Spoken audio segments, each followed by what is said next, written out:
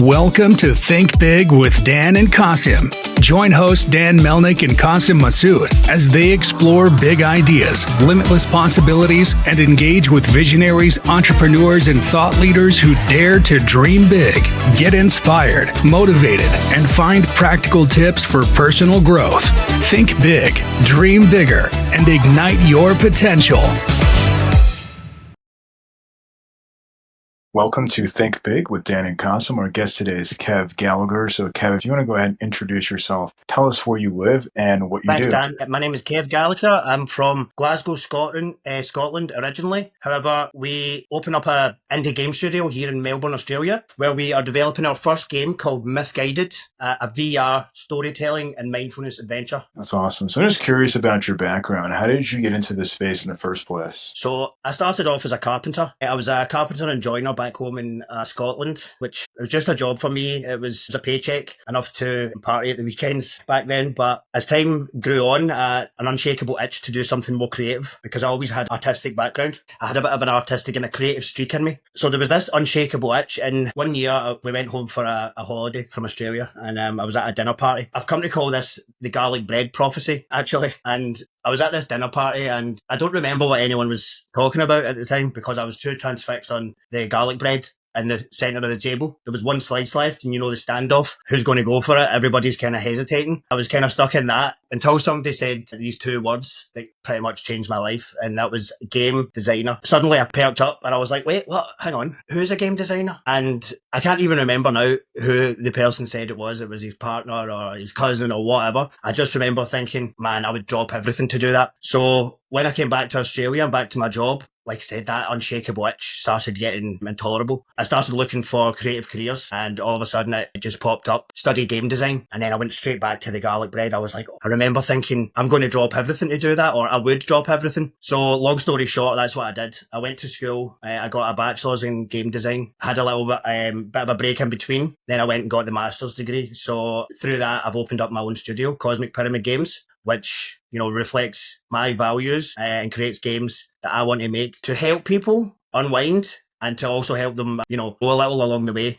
Because I think games can be more than just entertainment. They can help us grow as a person. That's awesome. I think that's super cool. And so essentially, like, you're from Scotland, you moved to Australia, you're working in a different field, and you just heard about somebody that was doing games. And that's kind of how, like, that your interest, you know, was sparked about this. That's right. It was almost like a divine accident, if you will. I was always a gamer. And like I said, I was always creative. So it was just a case of sort of putting those two together and doing something productive with that. Awesome. So I guess as of right now, right? So, you know, it's one thing to kind of be doing games for the studio, for someone else. Obviously, I'm just curious about like kind of what you're doing now. If you can just dive deeper into that, like into the games that you're making and the value that the games are providing, kind of like ideal customers, things like that. Absolutely. So Myth-Guided is our first title. It's a VR, virtual reality, storytelling and mindfulness adventure. So that means it incorporates elements from games I love, such as like exploration with meaningful stories, but it also weaves in mindfulness elements such as breathwork mechanics and gentle prompts just to kind of ask, hey, are you okay today? So it meets somewhere in the middle between a game and a wellness experience, and players essentially travel through the different mythological realms and uncover lost stories, because in this world, stories are being forgotten. And in this world, you know, we don't tell stories like we used to,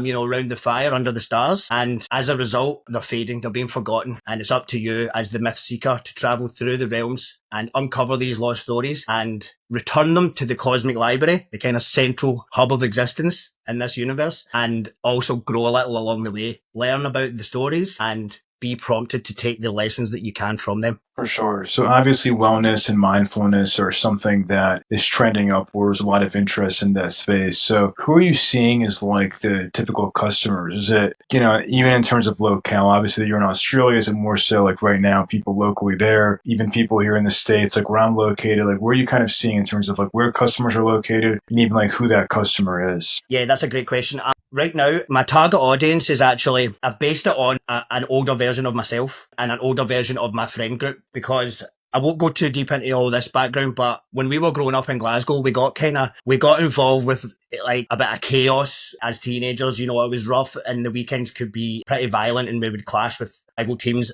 and whatnot. And that actually left me with some, you know, visible and invisible scars to deal with, which I didn't realize until much later in life. And that's become almost the inspiration for Myth-Guided, is to create a platform for youngsters, teenagers to kind of process their emotions and work through that in a way that's not forced. It's not static meditation. It's not sit here and meditate and perform this breathing exercise. It's let's play this awesome game and actually unpack our emotions as we do that. So it's very much at the moment targeted towards teenagers and young adults. You know, this is a story with global myths. So I want this to reach globally, but you know, I'm an indie studio starting in Australia. So I'll start from my neighbours, you know, right now, right here on my doorstep. And we've already started running little workshops and things like that, which have been going really well, telling stories and getting people to reflect on those.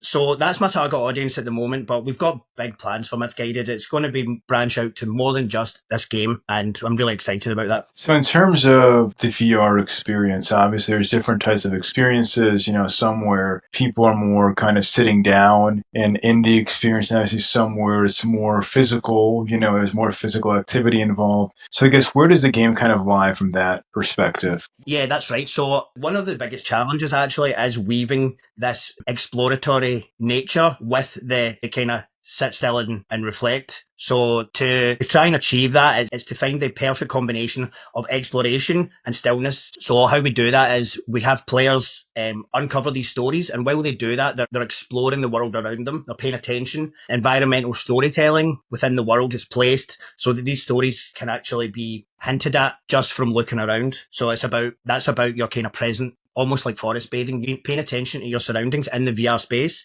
When you come across what's called an echo in the game, these are like story moments where reflections or echoes of the myth play out in cinematic moments. And these are moments where you sit still and watch a sequence play out in your world round about you in 360, which you can look around with and subtly interact with. And these are the moments of stillness. You collect these echoes and you place them on what's called an echo stele. These will then trigger like a soft word puzzle so that it's like memory retention. So we've got the present awareness, paying attention. We've got the memory retention for filling in the word puzzles that relate to the story you've just seen. And then at this point, you can opt to play a static, which are visual meditation, but you are static. But there's visual effects, there's sound effects, and there's narration going on round about you while you're meditating, so that it becomes more of an engaging experience than just sitting there with your eyes closed. For sure. And then I guess in terms of, obviously there is, you know, many different kinds of devices now that people can use. And in terms of compatibility, it's like, what are some of the devices that people are using this with, and maybe certain ones that you think are, you know, kind of more recommended for the right experience? Yeah, great question. Yeah, I'm currently developing this on Quest 3. So that's where I'm aiming for first. However, Steam VR will be another option down the line. And let's see what happens. Possibly PSVR as well. But like I said, starting small, not going to try and aim too high right off the bat. If we can get on one platform, engage the audience there, let's move on from there. For sure. So let's talk more about go-to-market, because you were saying that you were having these kinds of, they had a couple like meetups with people and it went well. So, you know, if you can just talk more about like your strategy. So is that part of it? Do you have other things in mind that you're planning on kind of doing as you go to market here? Yeah, totally. We're at the stage now where it's time to start reaching out to potential funders, investors, collaborators, and I've already started that. So we've started a soft marketing push, if you'd like to call it that, over the past few months, just to get the name out there, just to say, hey guys, we're here. This is Myth-Guided, and this is the idea. I haven't showcased a demo or anything yet. Well, I've showcased one live demo and I've had some playtesting sessions, but publicly on social media, that hasn't happened yet. We've just got concepts out there. So what I'd really love to start doing as of now is get that marketing amped up on socials, which isn't my thing. That's the problem. I want to work on the game. I don't want to be on social media. So finding the right person to do that for me will be key. And yeah, and I've already started reaching out to people through creative Australia,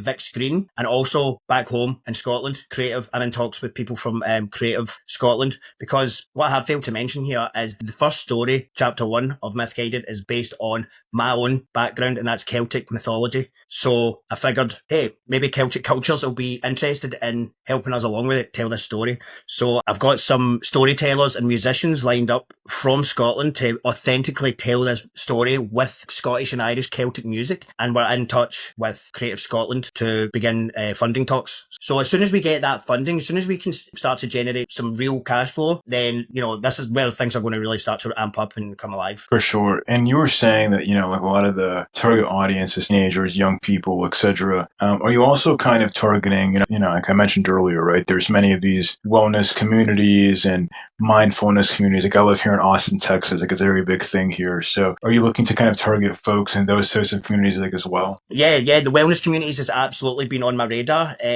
Because this sits, like I said, sometimes I'm making a game and sometimes I'm making a wellness experience. This is kind of like, depends who I'm talking to sometimes, and it depends what they're looking from it. So as long as they know what the idea is, they can look at it either way. They might want to play a game that makes them feel nice, or they might want to use an innovative way to practice wellness. Perfect. Awesome. Well, Kev, thanks so much for your time today.